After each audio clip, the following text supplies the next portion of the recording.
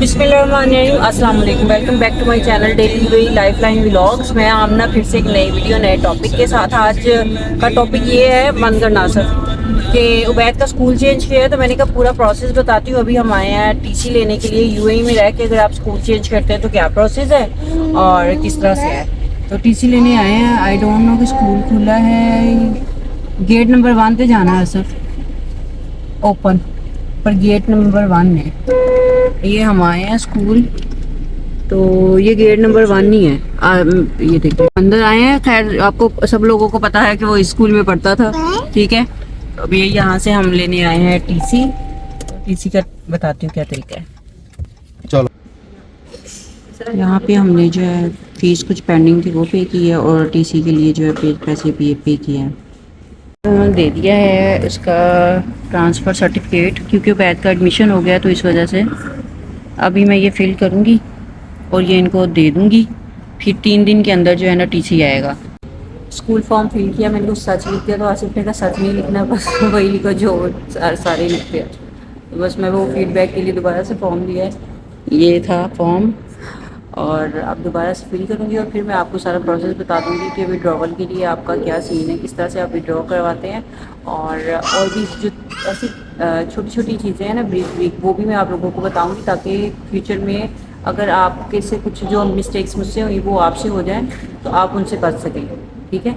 और फिर मैं करती हूँ वीडियो कंटिन्यू। लेकिन ये साथ ये भी कहना था कि वीडियो स्टार्ट से एंड तक देखिएगा, ताकि कोई भी क्वेश्चन हो तो आपको वीडियो में ही क्लियर हो। फिर भी क्वेश्चन करने आते हैं तो फिर मैं जवाब तो दूँगी, तो आंसर करूँगी, कोई मसला नहीं है।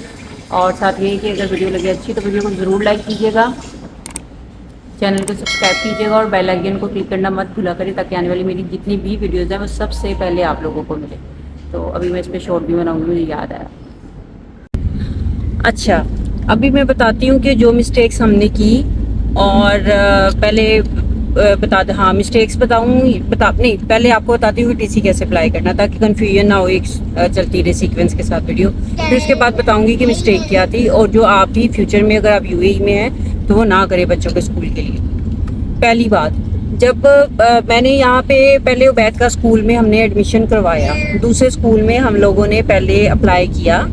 अप्लाई करने के बाद उबैद का टेस्ट करवाया, वहाँ पे उबैद ने टेस्ट दिया था। जब उबैद का टेस्ट हुआ तो उन्होंने बोला था कि अगर तो वो बच्चा पास हुआ तो हम कॉल करेंगे, अगर नहीं हुआ तो नहीं। अब वो जिस स्कूल में हम गए थे, एक तो वो थोड़ा सा रीजनेबल है, मैंने जब चीप स्कूल के ऊपर वीडियो बनाई थी तो उसका भी नाम लिया था।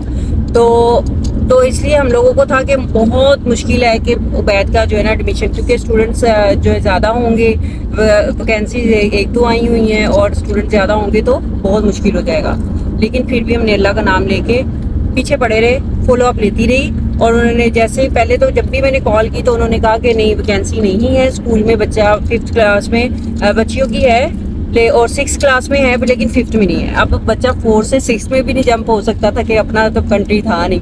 अब फिर मैंने थोड़ा वेट किया, लेकिन मैं फॉलो अप लेती रही, स्कूल को कॉल करती रही। ये भी एक टिप है कि आपने अगर किसी स्कूल में बच्चे को एडमिशन करवाना है, आपने माइंड बनाया हुआ है, तो वहाँ पे फॉलो अप लेते रहें। और जैसे ही उन्होंने कहा हाँ 3-4 वैकेंसीज आई हैं, एकदम से 3-4 ही आ गई ना, हालांकि ये सेकंड टर्म स्टार्ट होने वाला है ऑलमोस्ट, तो छुट्टियों के बाद। तो फिर जैसे ही वो आई वैकेंसीज, मैंने फ़ौरन उबैद को जो है ना मैं ले गई, और जाके मैंने वहाँ से, उन्होंने टेस्ट का एक फॉर्म दिया, सिलेबस दिया, और सिलेबस दे के उन्होंने बोला कि इसको आप रेडी करवा के, प्रेपरेशन करवा के तो ले आइएगा बच्चे को। मैंने 1 वीक में बच्चे की प्रेपरेशन करवाई, ट्यूशन जाता था। लेकिन आप अगर आप वेल एजुकेटेड हैं, पढ़े लिखे हैं, चाहे एजुकेटेड है, वेल एजुकेटेड तो बात की बात है, अगर आप एजुकेटेड हैं तो ये मैं आपको बताऊं कि ट्यूशन्स वगैरह पे आपने बच्चों को नहीं छोड़ना अनटिल अनलेस आपको लगे कि हाँ आप कम्प्लीटली वो बंदी या बंदा जो है वो रिस्पॉन्सिबल है, ट्यूशन टीचर, और वो पढ़ा रहा है बच्चे को। तो मैंने खैर कम्प्लीटली छोड़ा हुआ था, लेकिन एट द एंड फिर मैंने जब खुद भी चेक किया तो 50-50 था, तो मैंने फिर उसको खुद ही पढ़ाया, और पढ़ाने के बाद उसको 1 दिन के अंदर तैयारी करवाई जितनी मुझसे हो सकी। और मेरा पढ़ाने का जो वे है वो वैसा है कि कॉन्सेप्ट्स मैं, और अगर इसके बाबा भी पढ़ाए ना बैठ के, वो भी कॉन्सेप्ट ही देते हैं। हम लोग पढ़ाने पे तवज्जो नहीं देते, हम लोग बच्चे को बात समझाने पे, टॉपिक समझाने पे तवज्जो देते हैं। तो हमने उसको हर चीज़ समझा दी, करवा दी। बाजू में। तो फिर मैंने कॉल की और कॉल एक दिन पहले की थी कि हम कब आए टेस्ट के लिए। उन्होंने कहा कल आ जाए। तो हम लोग इसी तरह से फिर चले गए और जाके हमने भी टेस्ट दिलवाया और टेस्ट दिलवा के आ गए। उसने कहा अगर बच्चा पास होगा तो कॉल आ जाएगी, अगर ना हुआ ना तो फिर नहीं आएगी। तो लेकिन मुझे उम्मीद थी क्योंकि मैंने पढ़ाया था, तो मुझे उम्मीद थी कि आ जाएगी कॉल। वही बात हुई अगले दिन, हालांकि उन्होंने 2 दिन बाद का टाइम दिया था, लेकिन एग्जैक्टली नेक्स्ट डे जो है वो हमें कॉल आ गई सुबह तकरीबन 10 बजे कि बच्चा शॉर्ट लिस्टेड है, तो आप ले आए डॉक्यूमेंट्स और आके बच्चे को एडमिशन करवा दें। डॉक्यूमेंट की लिस्ट में वही डॉक्यूमेंट्स होते हैं, एमएड्स आईडी, पासपोर्ट की कॉपी सारी प्रिंट लेते, वो कलर प्रिंट लेते हैं, बच्चे की वैक्सीनेशन कार्ड, बच्चे का 4 पिक्चर्स होती हैं, फ्रेश पिक्चर्स होती हैं, मेरे पास थी बैद की पड़ी हुई तो वो लगा दी। और टीसी अब कैसे अप्लाई किया, टीसी यहाँ पे अब जो मेन चीज़ें हैं ना यहाँ पे सुनने वाली हैं। अच्छा, टीसी अप्लाई करने से जो पहली बातें बताने वाली थी ना वो ये है कि एक तो आपने ये सारे ड्यूज़ अगर आपके क्लियर हैं तो आप डायरेक्ट टीसी अप्लाई कर सकते हैं। अगर ड्यूज़ क्लियर नहीं है, जैसे ये बैद की 2 फीसें जो हैं पिछले ही टर्म की पेंडिंग थी, तो उसकी वजह से इन्होंने जो टीसी नहीं दिया। तो फिर उन्होंने कहा था कि पहले लास्ट फीसेस पे करें, यहाँ का रूल भी है, तो फिर उसके बाद हम टीसी देंगे। वो पे हुई और हमने ले लिया।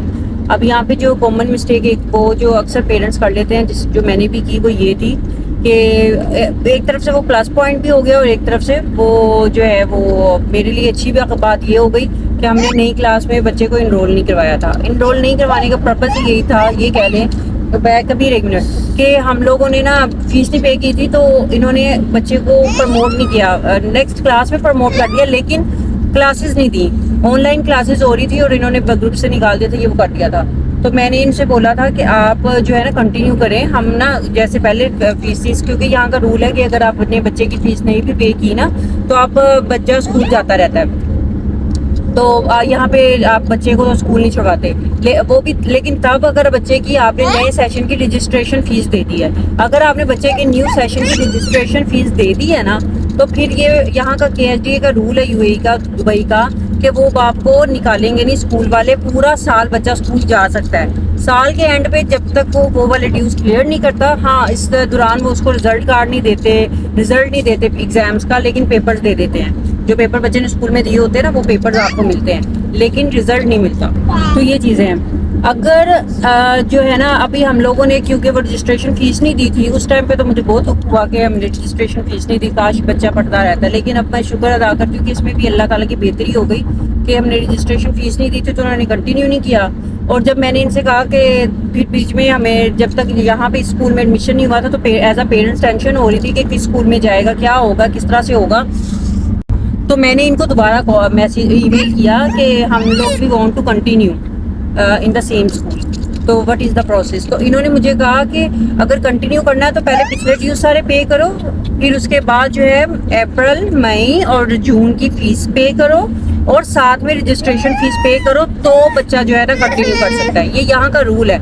मतलब ये कि बच्चे ने क्लासेस ली हैं या नहीं ली हैं, लेकिन बच्चा जब अगर दोबारा से बच्चे का नाम अगर स्कूल में लिखा हुआ है, चाहे स्कूल वालों ने उसको टर्मिनेट कर दिया है लेकिन उसका स्कूल में नाम नहीं कटा, तो बच्चे की वो फीसिस आपको पे करनी पड़ेंगी अगर उसको बच्चे को आपने उसी स्कूल में कंटिन्यू करवाना है। बच्चा चाहे क्लासेस ले या ना ले, रजिस्ट्रेशन फ़ीस भी देनी है और सारी फीसिस भी देनी है। जब ये बात आई तो फ़ीस तो यहाँ की अच्छी खासी है, तो वो भी मुझे टेंशन हो रही थी कि बच्चा स्कूल भी नहीं गया, इन्होंने एग्जाम्स भी नहीं उसको देने दिए, तो फीस भी हमें सारी देनी पड़ेगी। बस आपने ये माइंड में आपने बात रखनी है, अगर आपने बच्चे को उसी स्कूल में कंटिन्यू करवाना है और रजिस्ट्रेशन फ़ीस नहीं दी लेकिन बच्चे का नाम उसी स्कूल में है और टीसी भी नहीं लिया, तो कंटिन्यू करवाने वक्त आपको सारी वो हर महीने की फ़ीस पे करनी पड़ेगी, इंक्लूडिंग रजिस्ट्रेशन फ़ीस, जो कि बच्चा स्कूल गया था या नहीं। ठीक है, ये बात आपने अपने माइंड में रख लेना। फिर आपको उतने पैसों की अरेंजमेंट करनी ही पड़ेगी और लोग फिर करते भी हैं मजबूरी में। यहाँ पे जो बैठ का न्यूज़ को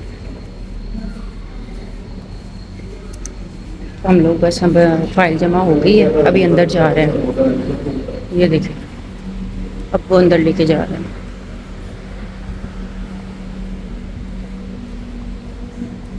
फीस वगैरह जब टीसी लेके आएंगे ना उस टाइम पे जमा करवाइएगा।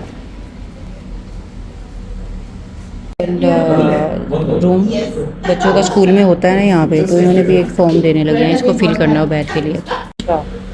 अभी हम मेडिकल रूम में गए थे तो थोड़ी सी वीडियो बनाई थी, वो उसमें उन्होंने सारी डिटेल ली है उबैद की ना, तो उसको कोई प्रॉब्लम तो नहीं है, ये सारी हिस्ट्री वगैरह ली है। तो ये बुक शॉप है और भी लेट्स सी ये स्कूल सारा ठीक है। तो मैं आज तो इसलिए बोल रही हूँ क्योंकि स्कूल है और अभी यहाँ पे एग्ज़ाम चल रहा है कि नोटबुक्स ले रहे हैं, कोर्स भी यहीं से लेंगे।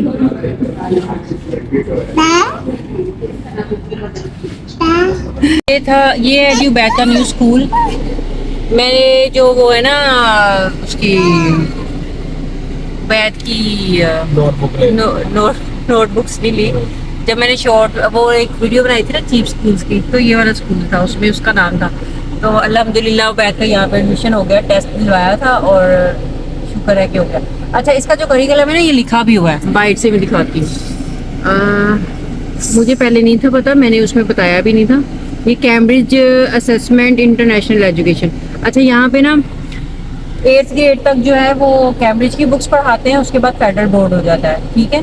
फिर 9, 10, 11, 12 फेडरल बोर्ड है और यहाँ पे हो गया। और अल्हम्दुलिल्लाह इसकी स्टडी बहुत अच्छी है, मैंने सुना था, और बिल्कुल पाकिस्तानी तरीके से पढ़ाते हैं, जो कि हमारी दिल की ख्वाहिश थी कि इसके बच्चे को ना पढ़ाया जाए।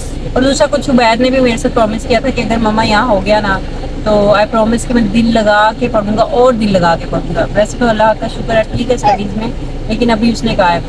बाकी ये भी अच्छा हो गया कि इन्होंने बोला कि हम जो है अप्रैल मई जून बच्चा नहीं पढ़ा तो हम उसकी फ़ीस नहीं लेंगे। जुलाई में बच्चा स्कूल ज़रूर है, जुलाई की 3-4 दिन क्लासेस होंगी जिसमें होमवर्क मिलेगा और वैसे भी बच्चे की इंटरेक्शन हो जाएगी टीचर के साथ। कभी एक सेकेंड, ठीक है, टीचर्स के साथ, बच्चों के साथ, और असेसमेंट जो भी मिलेंगी वो भी। इसलिए हमने नोटबुक्स ले ली थी और फिर इन्होंने कहा कि फ़ीस जो है आप जब टीसी लेके आएंगे उसी टाइम पे फ़ीस मिल जाएगी आपको, तो उसी टाइम पे हम आपको वाउचर बना देंगे, तो आप फीस सबमिट करवा दीजिएगा।